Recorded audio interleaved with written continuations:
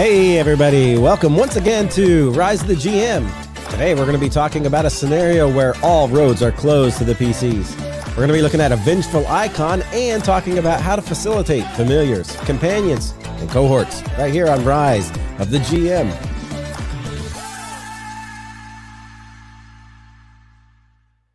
Well, hey, Adam, here we are back again. This is my sick voice today, everybody. You get to hear, I could talk down here in my Johnny Cash sort of voice, but I'm going to try and keep it up. I've had a little bit of a cold going around my house. My poor son has had bronchitis, pneumonia, and double ear infections. It's been a rough week for him. I just have this low voice with some sinusy stuff going on, so hopefully that's all it is for me. And hopefully my wife and daughter get nothing because they have to run a 5K on Sunday. And there's nothing worse than running a 5K in freezing cold weather and being sick. While it rains, because I think it's supposed to rain on Sunday. Ugh. They're going to have a good time. Yeah. So. Meanwhile, we're here. We're here. Yeah. I'm not actually going to be there because I have to work that day. But we're here today. We're going to be talking about facilitating familiars, companions, and cohorts here in the series that we've been in. But before we do that, we are, as always, going to start with an encounter starter. And this one's a weird one today. I'm going to read it, and we'll just talk a little bit about it. I don't know how much, but here's the encounter starter. This comes from the Gnome Stew book, which generally has really good encounter starting ideas for you to drop into your campaign.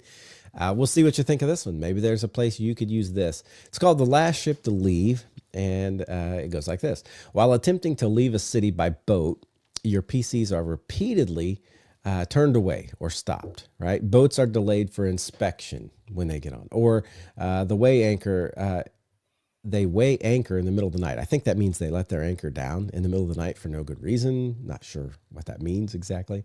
They cancel plans to travel to the PC's destination, and therefore they have to get off of that ship.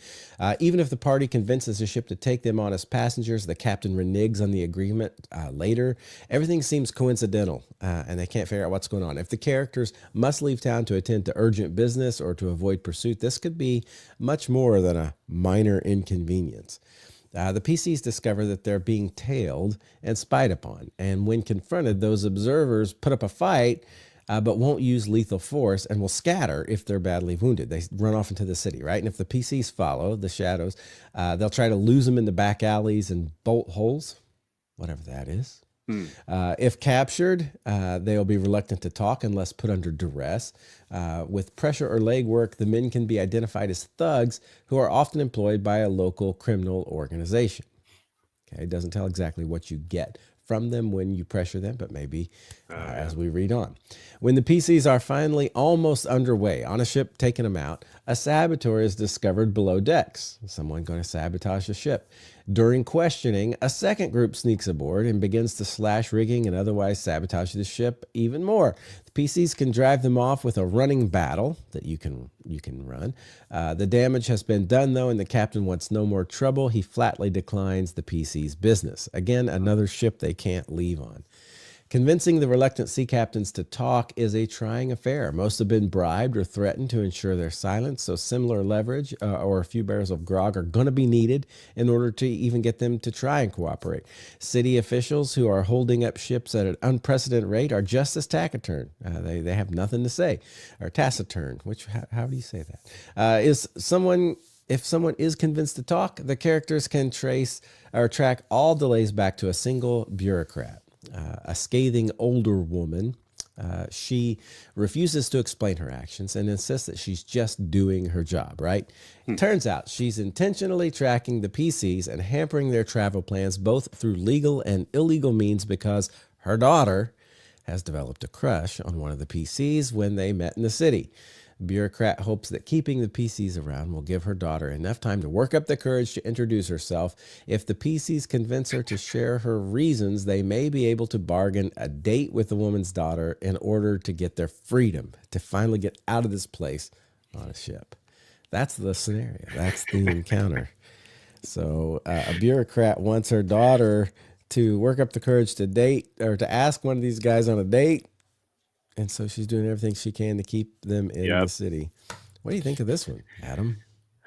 Well, I told you this before we started here, but my very first note for this whole thing was, is this encounter silly?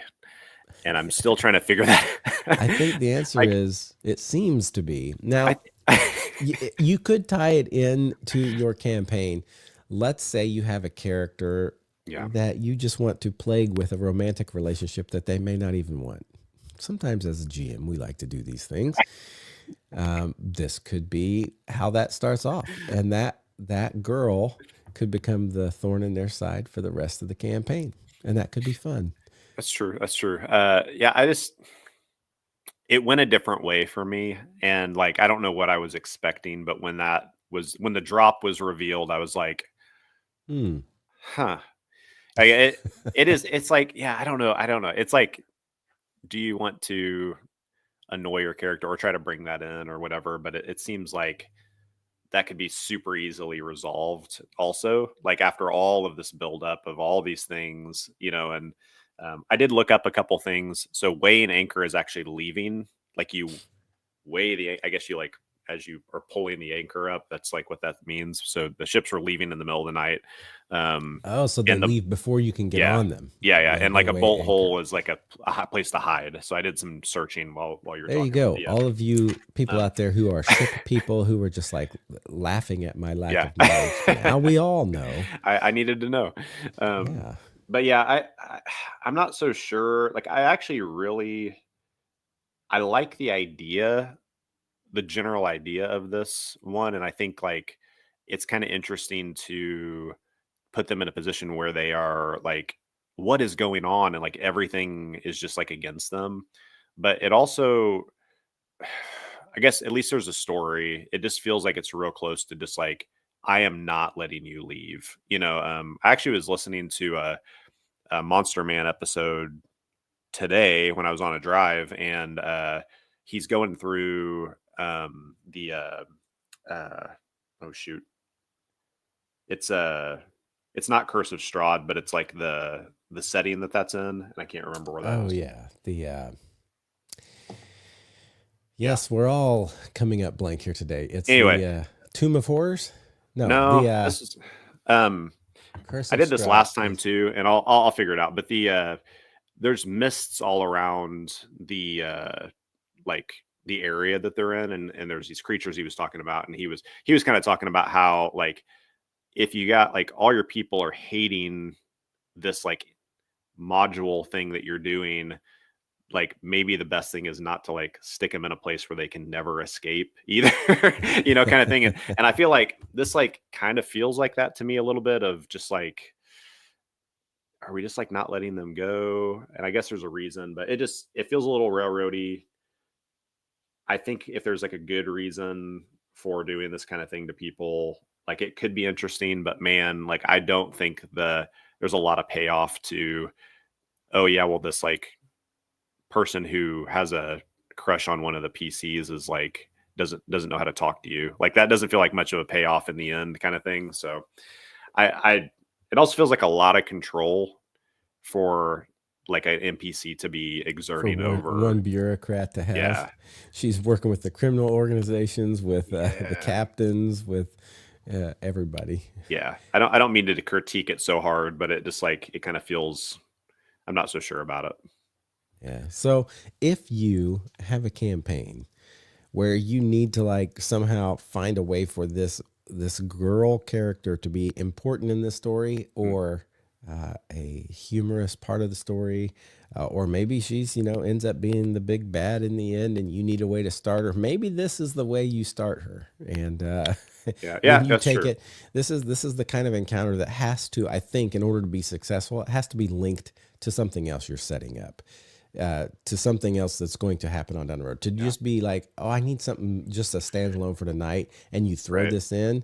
I, I mean, anything can work, and this could be one of those where you just kind of go with whatever the fight turns out being. That whole, oh, you can chase them into the city. Maybe that takes a while and turns into something else and leads you off in another direction, or who Yeah. knows. Yeah. But uh, it's possible this could be useful to you. Hopefully, it can spark something, or maybe sometime when you're just in a severe drought and you're like, "Man, I need something for tonight." Oh, I know. I'll do that thing where they're trying to leave on a ship and can't. Yeah. So keep it in the back of your mind. There it is, our Mm, encounter starter of the day. yeah. The Uh, last ship to leave. Ravenloft was the thing I was trying to think of. Ravenloft. Ravenloft. Yeah. Yeah. So, Yes. Yes. yep. Yep. So yeah, that's, I think it could be usable, but I agree. It's hard. All right. Well, with that, Yeah. let's kind of look at. We've been in a series about all these people who can kind of come into your campaign. And first, we talked about what incorporating. I can't remember what the first one was. Yeah. Sorry, I was looking at Ben West. Hello, Ben. Yeah, I we was looking talked. at Ben West. He's on there. Yeah, last time, we talked about the summon creatures. The time before that was just like NPCs Right. joining Okay. the So party. yeah. So it's about these different characters you have. And so first we talked about when you have NPCs kind of join or come into your campaign that are named, that are like more important than just like Right. a face of a blacksmith that they pass, and Yeah. ask if they Yeah. have any armor. Then we talked about summon creatures and how you can incorporate those so Mhm. that they work well in your campaign. Now we're moving on this week to animal companions, familiars, and Yeah. cohorts. Okay, and so we're going to talk a little bit about those, and I'm going to let Adam start us on that. Yeah. So I revealed, I think that was last time, maybe it was the time before, but I just love crowding the party with things. He It's just, does. this is me. He's the So, only person I've ever known in a game who actually took, was it the leadership feat I did take leadership. Yep. where That's where right. you get a cohort of Uh-huh. people following you and you can Yep. have, I think it's like up to 400 people I can't remember how it in that was in 3-5, and there was a yeah, pretty, like, you had a cohort and followers. And the right. followers thing, I will say, which maybe I'm kind of getting into this stuff, but I always, even as like a player, was like, the follower thing, I don't want like a band, like I don't want this giant band of people who all have half of a hit point, and it's like they're not, it's, I think that was maybe for like the, what do you call that? It's like if you're a knight and you have all the people that are helping the baggage train and like taking your armor off and on and all that stuff, maybe that was kind of what that was about. But Right. I never really, I was just kind of like, well, if there's followers, they're kind of out and about, scattered, telling the tales of, these people. But the cohort Regardless, thing, yeah, Adam is the only person I know yeah. who's ever like attempted to do that. Now, I'm not saying Yeah. there aren't other people, but in Mhm. my personal games, most people don't end up trying to get a cohort. Now, Yeah. animal companions and familiars, I have seen Yeah. other people do that sort of stuff. So let's Yeah. first start by distinguishing the roles here. A Right. familiar, that's Mhm. like a something that's often a magical extension of a summoner or a wizard or somebody. It's Yeah. a familiar Sorcerer, serves. wizard. They Mhm. serve as a conduit for spells often, Mhm. or scouts, companions with a mystical type bond, right? So Yep. they if you're playing with these, you kind of highlight the supernatural kind of aspect of them Right. and their quirky nature because they Yeah. can often be. I think I have an artificer right now, and he can have a homunculus. Right. So this would kind of fit into that, and I can make it look like anything I want, like a little cauldron with wings, or Mhm. like a little skeleton Yeah. flies around with me, or whatever I Uh-huh. want, anything.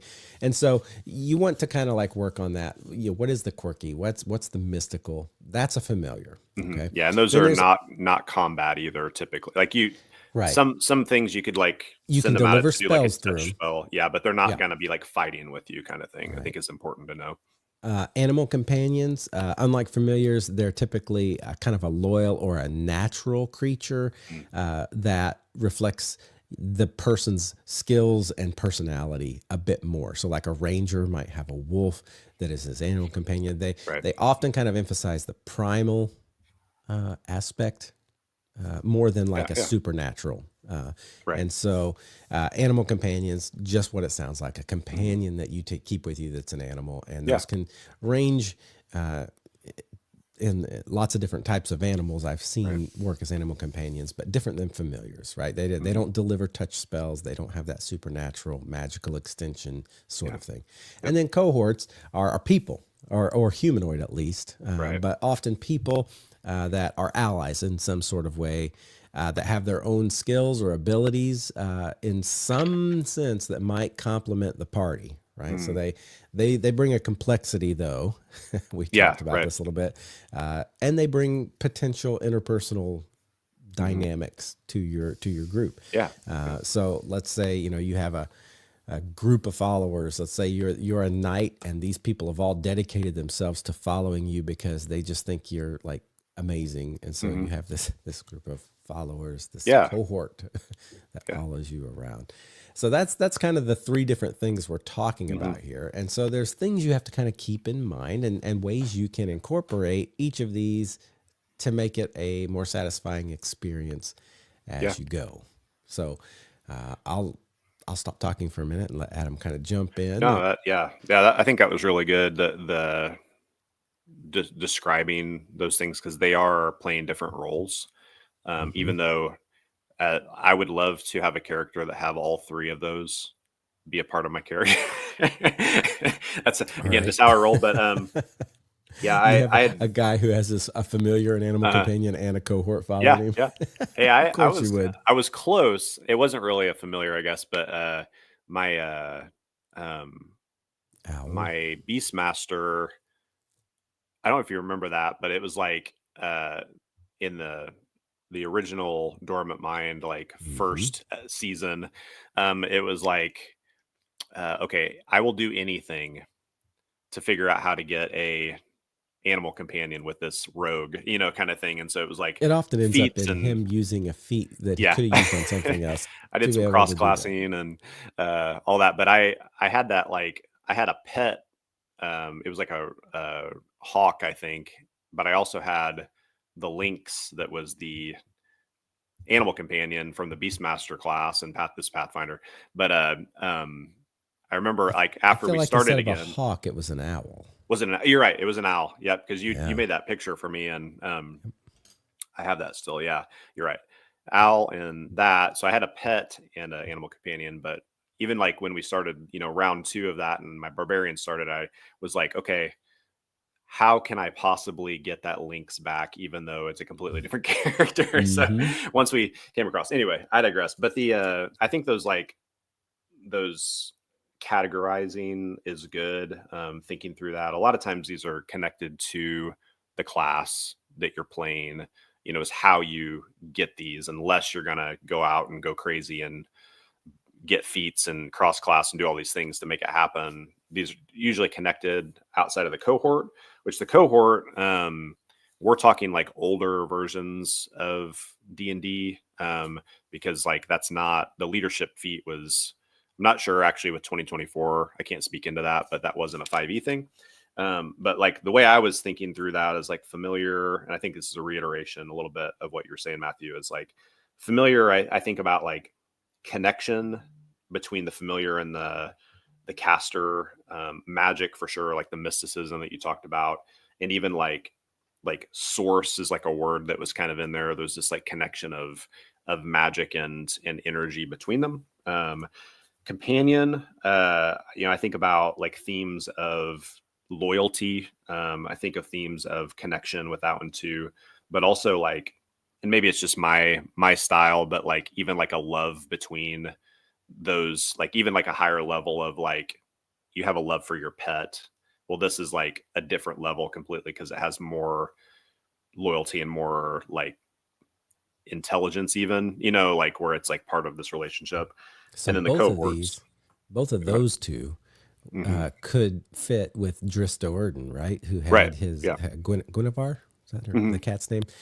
Which was a statue that brought an astral, like a cat from the astral Hmm. plane, right? Yeah, it But was the obsidian statue thing, like right, would pull it from. Yeah. but it was an animal companion Yep. familiar, so it kind of was a little bit of both of those. Yeah, yeah, for sure.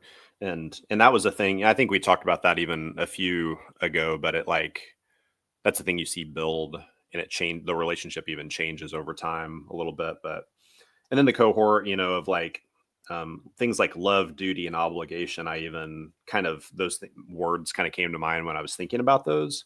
Um, and I don't want to like belabor some of the thoughts because I think we talked about a little bit in the NPC and the summon creatures, but like two things that I think do play a role with this and thinking about like as a GM, how do we deal with this stuff a little bit and what do we need to navigate is going to continue to be the like is it slowing down and like what's the pace of the game kind of situation looking like with these creatures to be a part of it and how do we facilitate that well, what kind of initiatives do they go on, et cetera, like that we talked about that a lot last week. And also the thing I think about a lot is like the player autonomy, again of like I like how much is it complete autonomy or do I get as a GM to like speak some things into actions? I think that's a question to like work through and even like communicate with the player.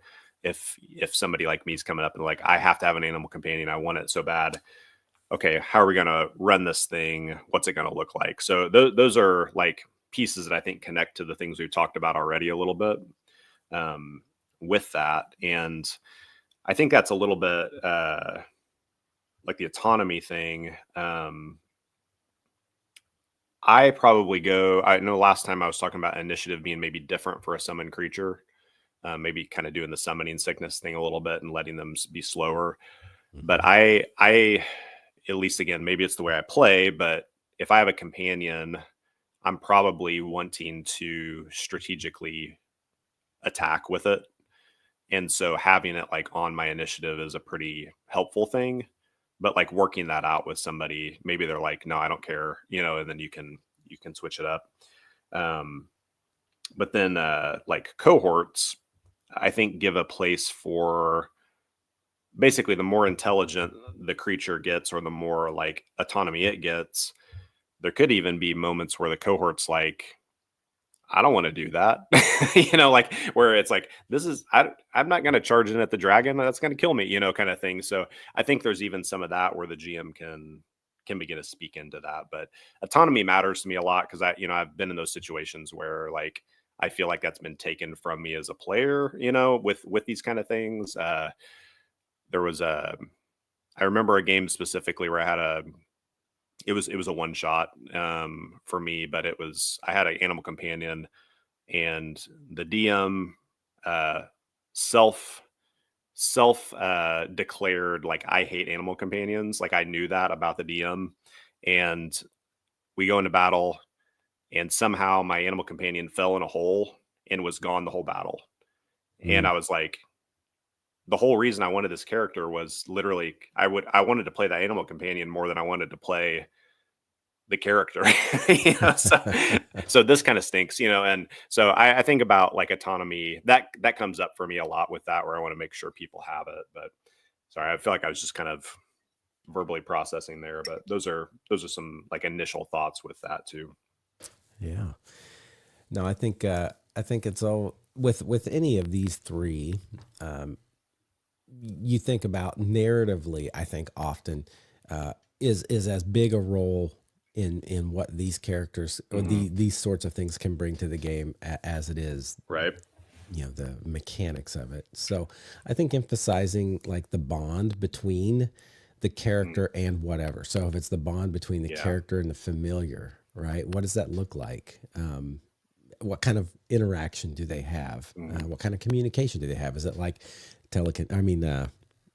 not telekinesis. Telepathy. Telepathy. Is it they just think to one another? Do they actually talk to one another? Does everybody else have to listen to them spat back and forth? If it's like, say a wizard with his raven, what if it's a snarky, always making comments to the rest of the party, and everybody's like, oh man, if that raven wasn't part of your power. Right? So you think about like these connections with a familiar or with the animal companion or the cohort. What does that look like? Yeah. I also think you have to kind of think about the fact that there's going to be this shared growth, right? As the character levels up, the companion or the familiar or the cohort has to kind of also move a little bit. Now they're not going to be as powerful, but if they never get to where they can do anything more, they're gonna kind of get left in the background, right? And so It could include new abilities for a familiar, or stats for an animal companion, Mm, or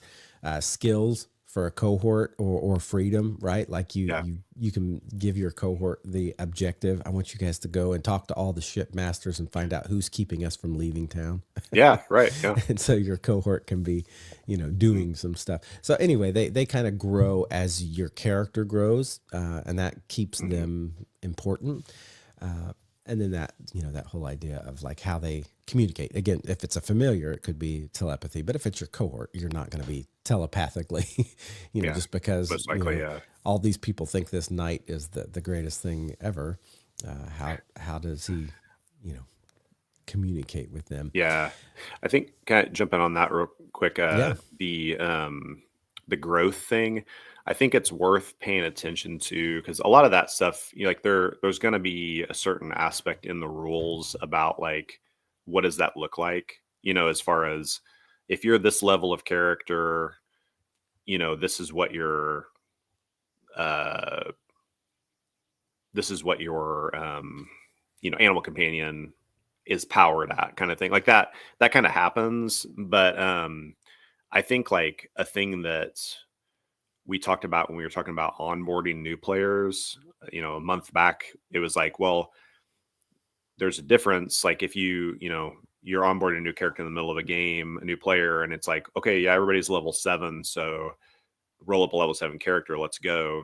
It's like, unless you're just like really exact, which I'm not, the previous characters are probably going to be more powerful. We talked about that before. So there may be some like items and stuff that we need to give. And I think that's like a worthwhile thing to consider with the animal companion, especially if it's like, this is this person's thing. It's not just like, okay, I kind of talked about this with the summoner last week too, where it's like, there's like, I happen to have an animal companion and it's just kind of there. There's also the person who's like, I have an animal companion. And those are two different things to me. Yep. And if it's like, I have an animal companion, it could be worth, thinking a little more homebrew, or like, what do they have? Is it possible to give the animal companion some kind of buff also to help keep them up with the player? Because there is that point where I feel like I've seen that point earlier on in games where it's like, okay, well, I'm like super powerful now and we're like fighting dragons and Baylors and all this stuff, but there's no way my bear that's like 2 hit die is going to be able to stand. It's like it didn't grow the same. So I think that's like a worthwhile thing to just like consider as we, have players that do that. Yeah.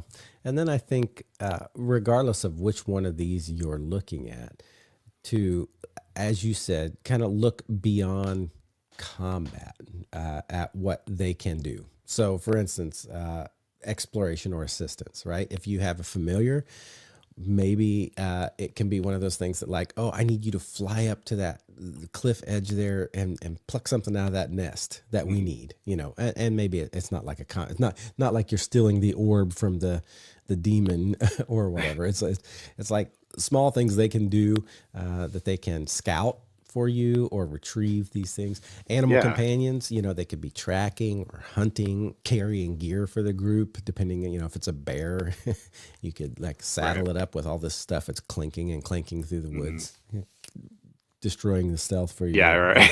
more stealthy friends. If it's a cohort, you can, yeah, I talked about like having them go out and like question and get information, but it could also be things like crafting. I say, hey, I Mm. need you guys to make, 100, just plain leather saddles that I can Right. sell, or Mm. I don't know what, but they could do translation for you, if they're, a cohort in an area where you don't necessarily speak all the language or Mm. know all the Yeah. people. They could be the ones to, so things like that, or even Right. Yeah. social interactions, Mm. right? They could be the intermediaries in negotiations, or give you perspective on things. Animal companions might serve as an icebreaker. You go into a town and you always send your bear or your wolf, you have them there with you, and you put them out kind of prominently because it gets people's attention, and then they Right. Yeah. they begin to comment and conversations can start. Or familiars could end up being like a comic relief or intrigue because of their quirky personalities. You know, you could Mhm. always have them, like I said, that raven who's sarcastic, always spouting Yeah. off to the dwarf in the group and making him mad, So stuff like that that you can do beyond combat, because I think that's where these things really are enjoyed by people, is the story part. Sorry. We just had someone comment that animal companions can also serve as a meal in a pinch. That's the kind of animal companion that our friend Brandon Harris has. Oh. Brandon Harris, He's if you're never going to listening to live that this, down. yeah, he kind of used and abused his wolf friends, his animal They companions. just got abandoned a few times. It's all right, I guess. You can even use them as plot devices, right? So let's I say think it's, yeah. someone kidnaps your someone from your cohort, or Hmm. your animal companion gets sick, and you have to find something to help bring them back to health, Yeah. or Yeah. Right. your familiar starts revealing this really cryptic information, and you're like, where is this coming from? And you find out that Mm. they've picked up on another energy or something in the area. So there are ways to use these that I think can make them a lot more fun for people than Yeah. just like, okay, how can I use this cohort? We're going into battle against a bunch of ogres. Well, Right. you're not going to throw them in there because they're all like you said, half a hit point or Yeah. whatever. Right. They're not for combat. Yeah. What else can you Yeah. do? Right. Yeah. Yeah.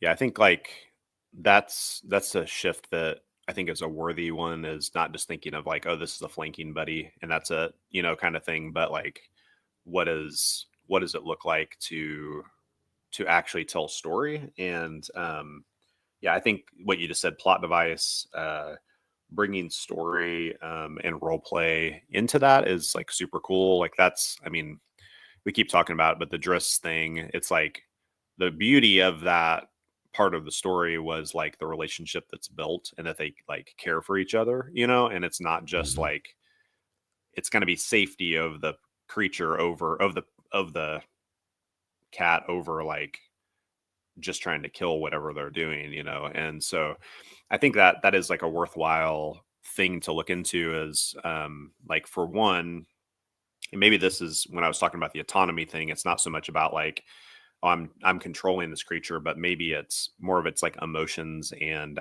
thought actions, or like a cohort's mind, in that is like what it's speaking. Those are the things that are being brought from the GM side, where it's like, all right, let's build into the story. And maybe there's moments of like, when I had written down uh role play the recruitment, which is like kind of a weird word, but Yeah. those moments where it's like, okay, when the familiar is gotten. First summon, Yeah. first Yeah. Right. materializes. Or when the animal companion is, drawn like to the character, or when the cohort swears fealty, or what, whatever it is like they're Yeah. doing.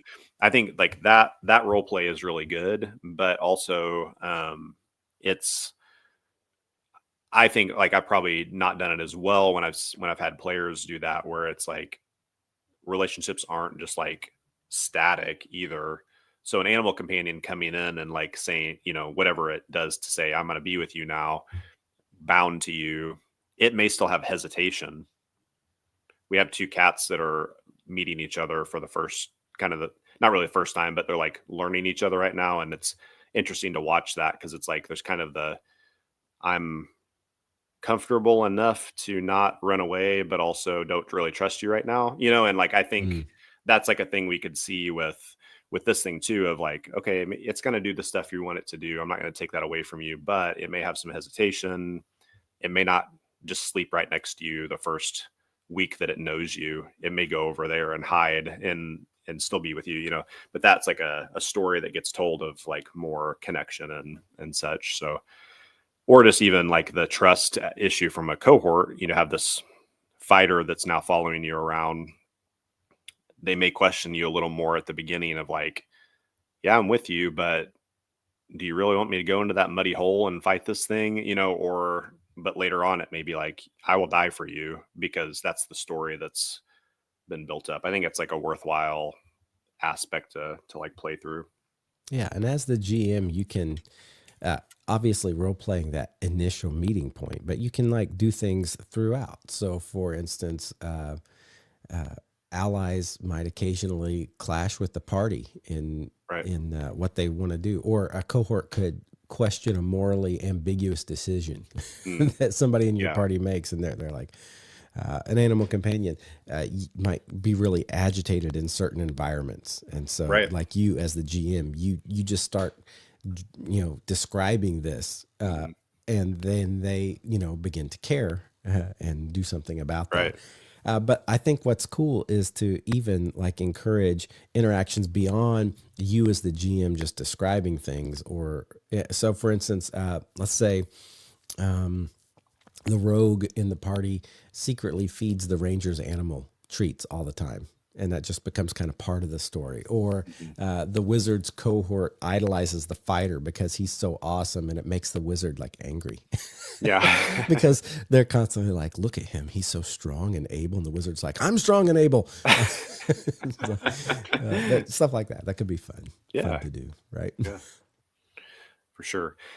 Do you feel like there's a like as a GM, okay, you got players that are using these things, specific things that you kind of have to plan for that are different than just normal play without that? Ask that again.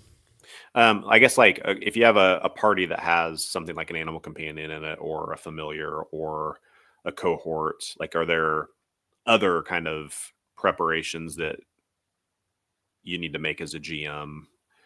Like one, I'll throw out an example that I'm thinking of is like, and I think you kind of mentioned it, but even like the scouting thing, where it's Mhm. like you may not have a party that can. I do, but you may not have a party who can just fly up into the air and look around and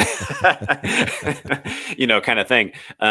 So when you have, the sorcerer who has the owl familiar and can send it up to do a loop around the castle to see where the window is that the rogue can slip into, like that's different, like you kind of have to have a little more of a at least ready to improv what they're going to see, or a plan of like this is what it looks like. And I just wondered if there was like other kind of things that come to mind in that realm.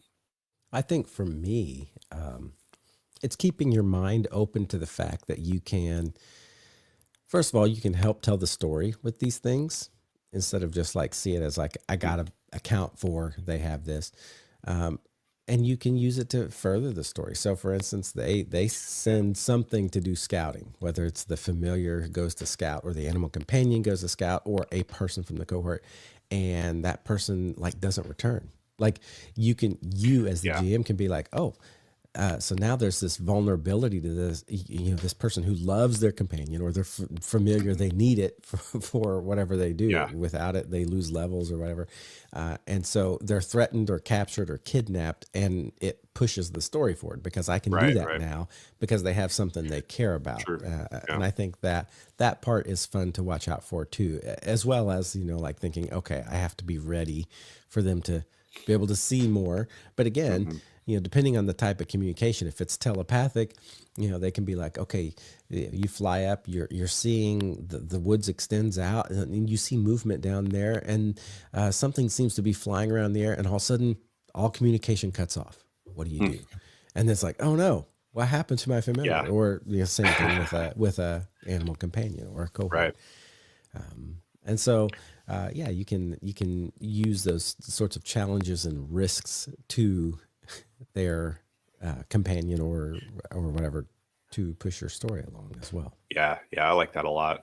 I'm trying to remember and I know it's different. I had made a note of like paying attention to game rules, especially if you're somebody who plays in multiple systems, of like being able to, this isn't actually the question I'm asking, but it's an aside to come back to it. It's a like specifically um what like a animal companion in 3.5 D&D versus 5e D&D versus red markets, if you have like a pet, kind of thing.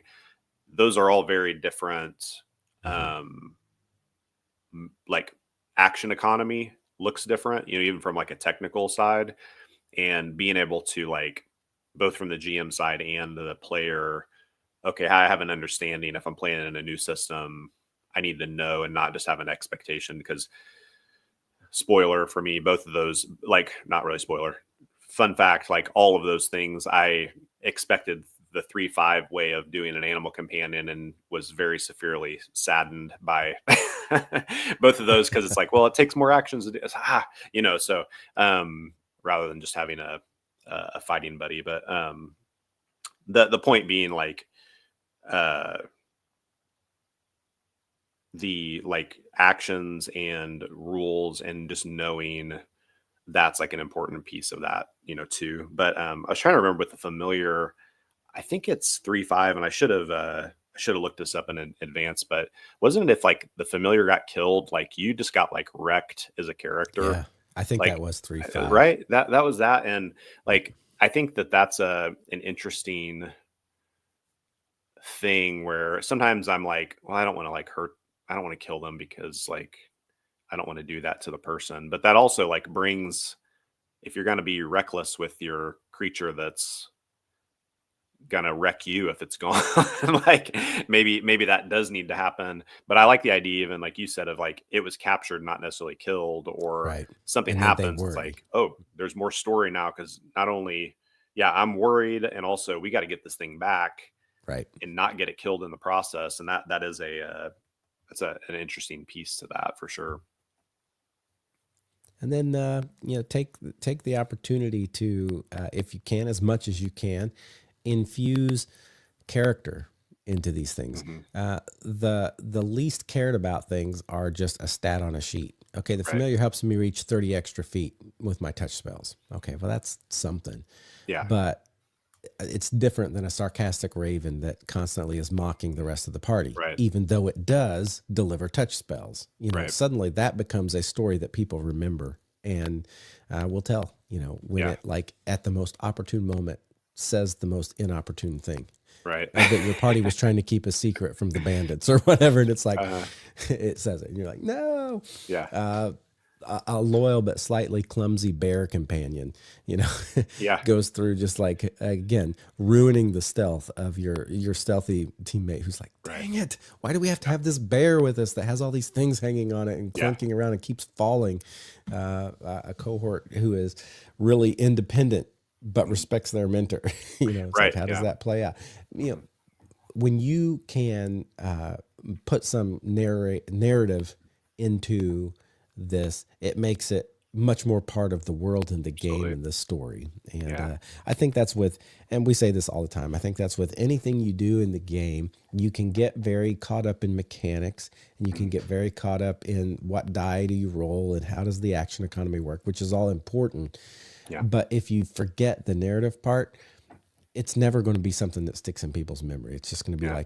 like right now, my artificer has this little cannon that has legs that can crawl around. But you know what? Mhm. Nobody ever thinks much about that because I use it strictly as mechanical. Yeah. There's no narrative part to this. I've Mm. given it no personality. I've given it, and why would it? It's a cannon. But that's part of part of an artificer is that it's a mechanical thing, so that wouldn't be in there. But like, you can do that with so many of these things: Yeah. familiars, animal companions, cohorts. Yeah. Yeah. For sure. Yeah.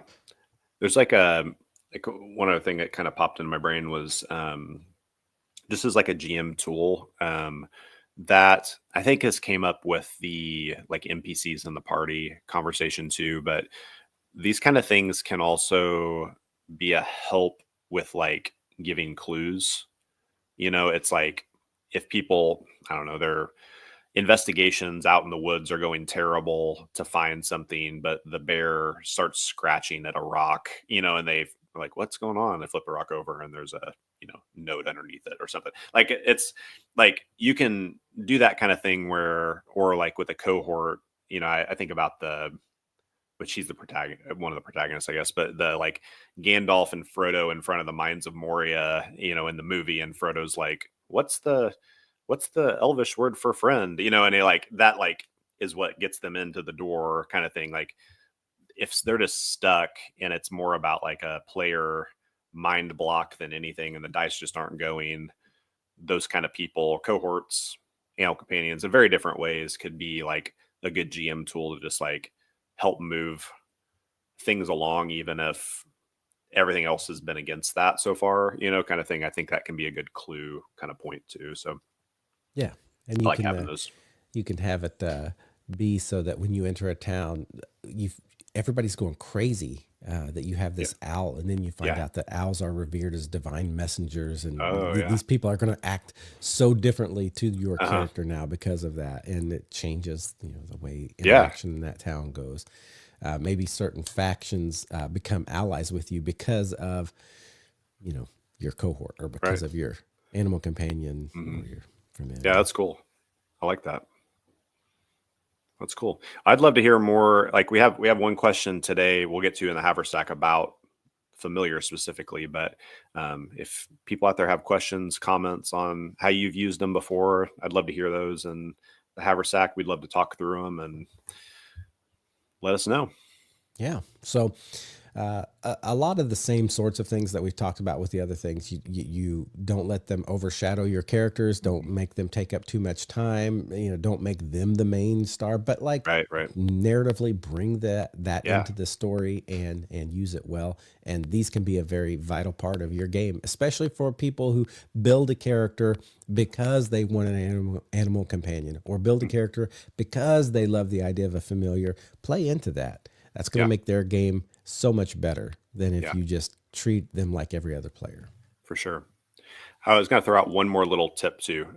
If you are a 5e player, and it's not an exact one for one here, but if cohorts are like a thing that you like, check out the Tasha's book, the sidekick class that's talked about in Natasha's book.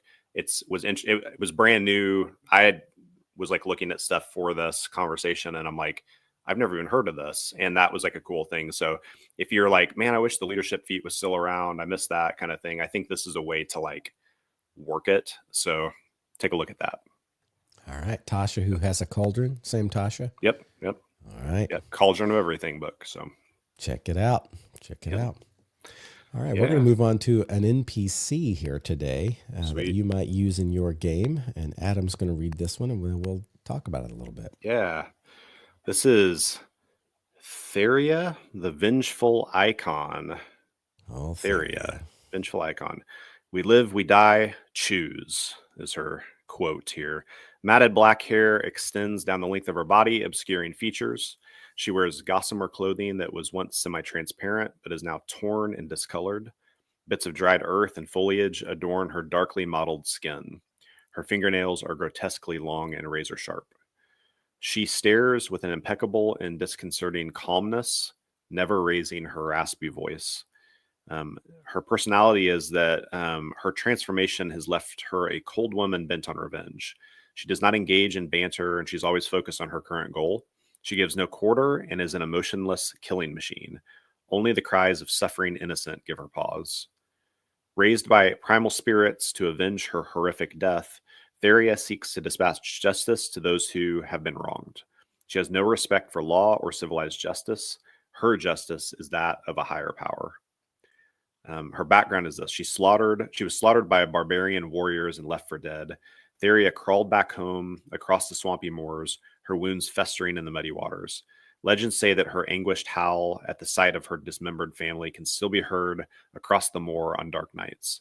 Whether she truly lived or died that night is uncertain, but now the simple peasant girl has refined herself into a finely honed warrior who eviscerates her foes and leaves them to bloody, agonized deaths. For those seeking penance or solace, she will end their existence swiftly. So Theria, the Vengeful Icon. There you go. When I Pretty hardcore. when I first read this, have you ever seen The Corpse Bride? Oh yeah. She was supposed to be married. She was murdered, and she didn't know who did it, but like she was trying to find love. And eventually, when she found out who it was that killed her, like her whole demeanor changed. That's kind of what I thought of this. Okay, movie. yeah. Got that Tim Burton-esque, Yeah. tall, gossamer, but Yeah. deadly, and Right. wanting revenge. I'm like, yeah. Although not the rest of how she was in that movie. Right. Yeah, I can see that for sure. Yeah. Yeah, it's I don't see this as being someone who like you encounter a ton, No, kind of thing.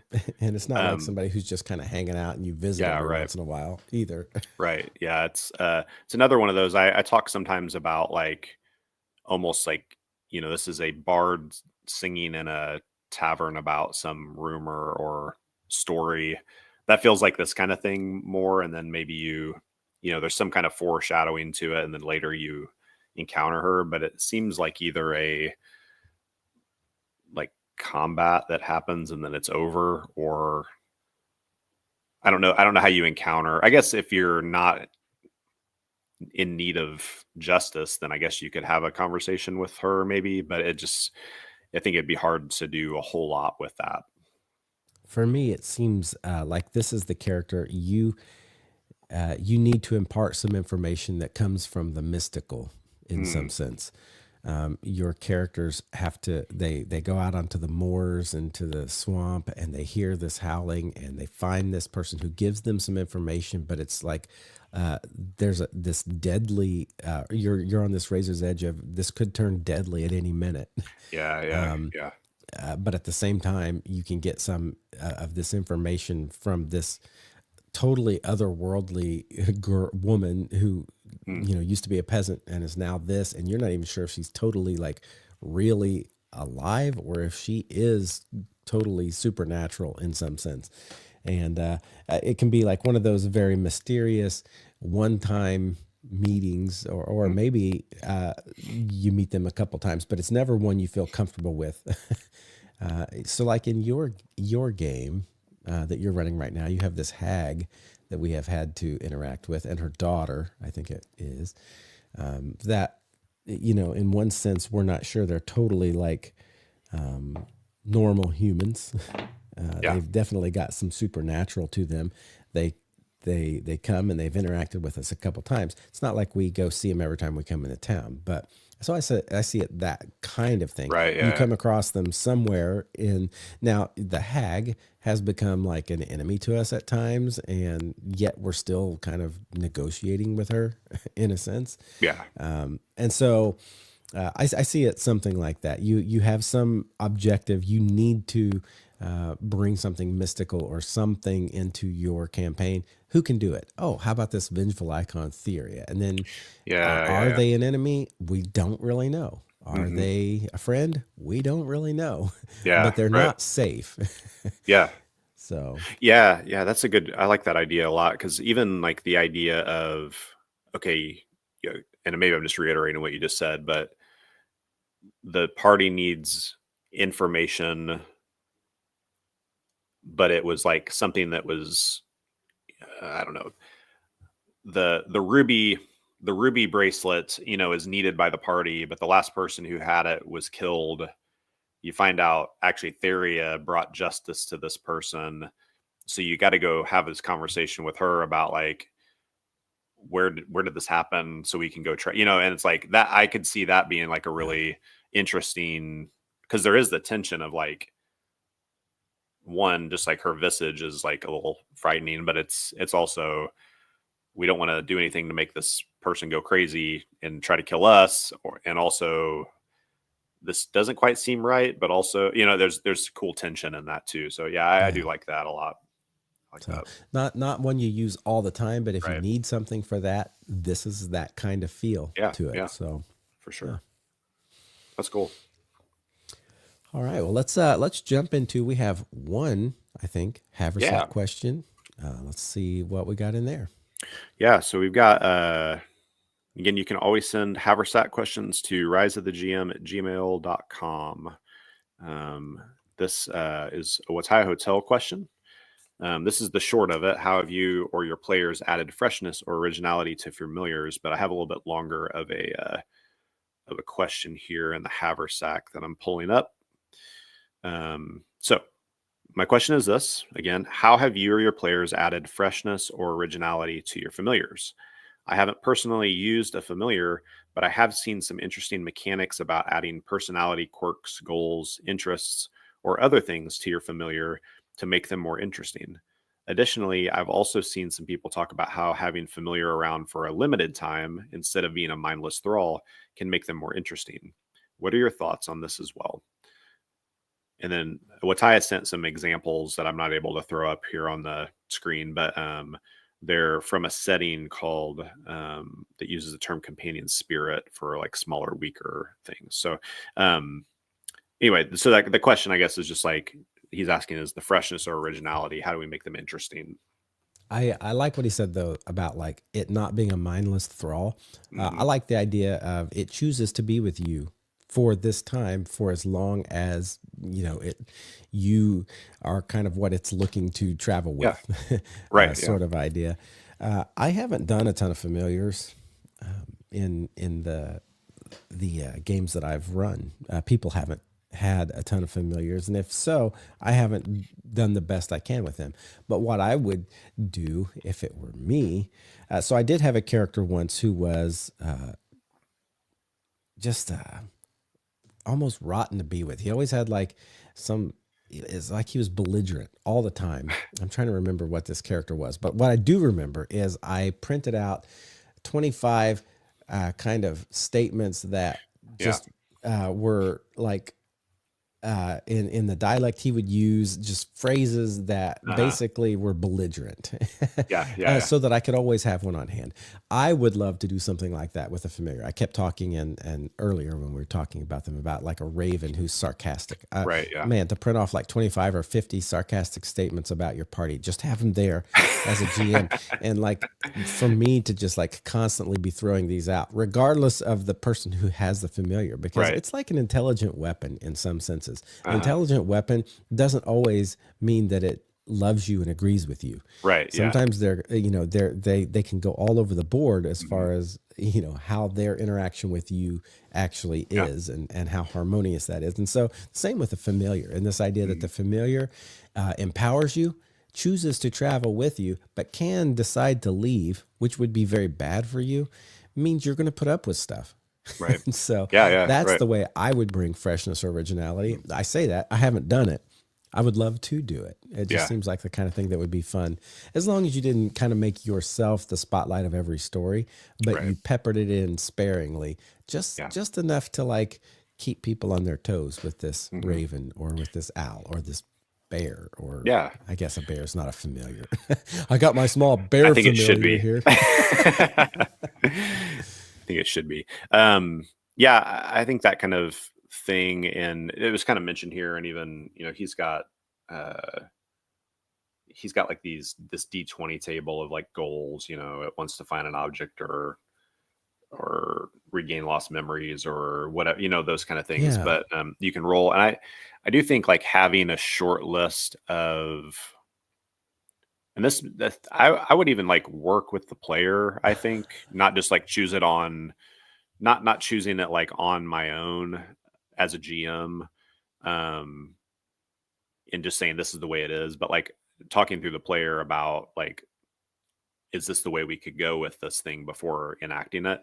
But having like a little short list of personality, of motive, of like how adventurous or courageous is this thing on a sliding scale. I think there's maybe, I don't have them in my brain, but like that's one of them, of like, complete coward to reckless and suicidal, like where is it like on that? And that's a cool world building thing to do with a player. And again, you don't want to make like them the animal companion or the familiar, or the protagonist. Like it's still the player, the character, the PC. But I think like working through some of that stuff could be cool, and like a little fun exercise to be like, okay, where on these like four continuums do we see it fall, so we can kind of play this in a better way.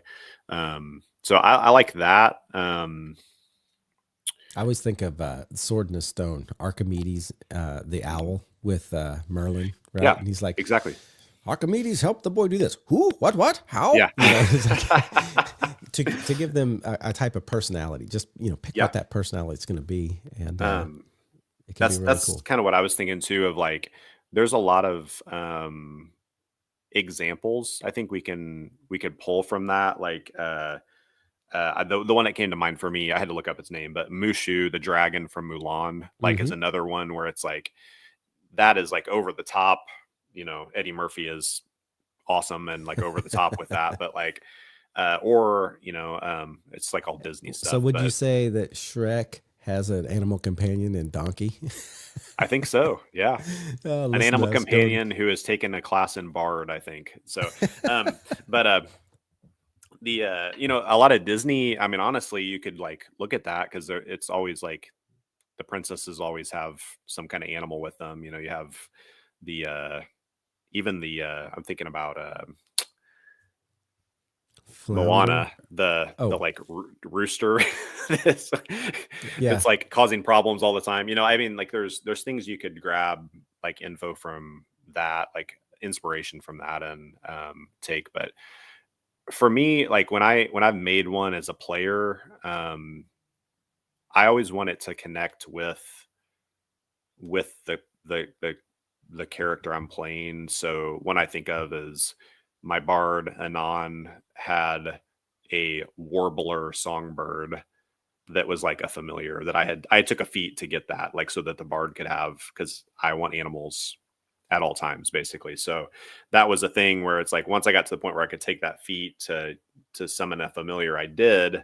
And then I had this like warbler, but there was like I picked that because I wanted it to be, it wasn't just like, oh, I get a +2 to diplomacy or whatever, but it's like this feels like a something a bard would have and actually could like integrate with what I'm doing story wise.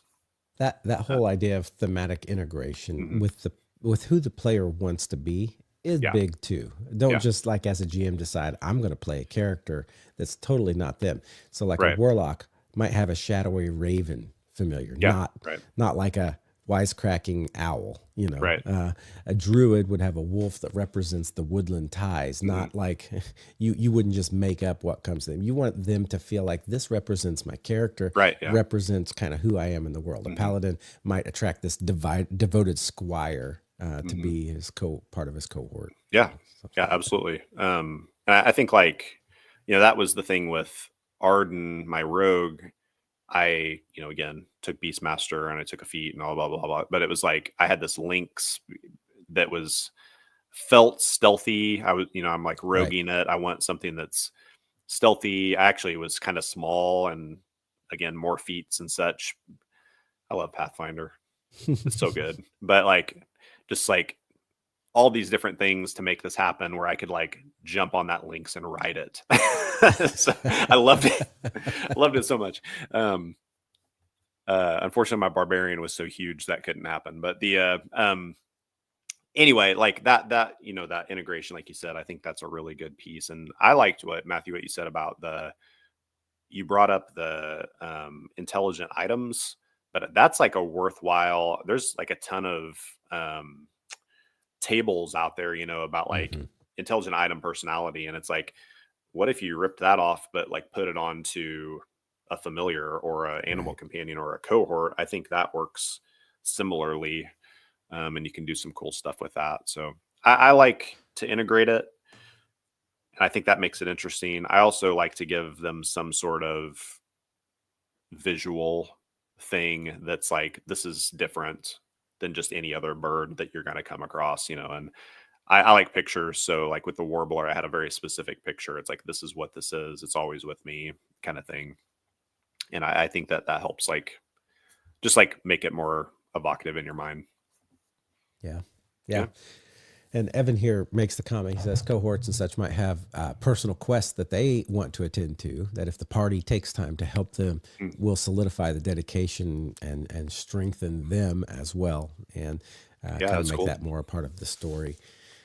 So Yeah. much I you can like do that. with these, and this is something that, to be honest, most GMs rarely think about familiars, animal companions, and cohorts as part of how the story is played Mm. out. But if you can do that, it'll help those characters that love those Yeah. things so much. Yeah.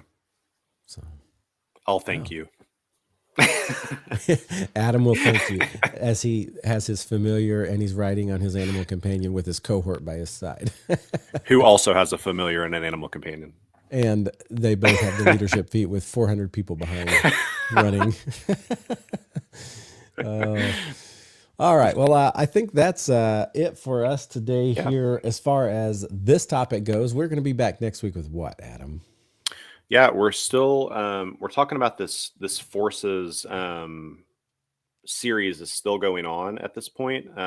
And the one we're going to be talking about next week is, as I look it up to be sure, but it's allies in the world. So it's a little bit different of a thing where, you know, we've talked about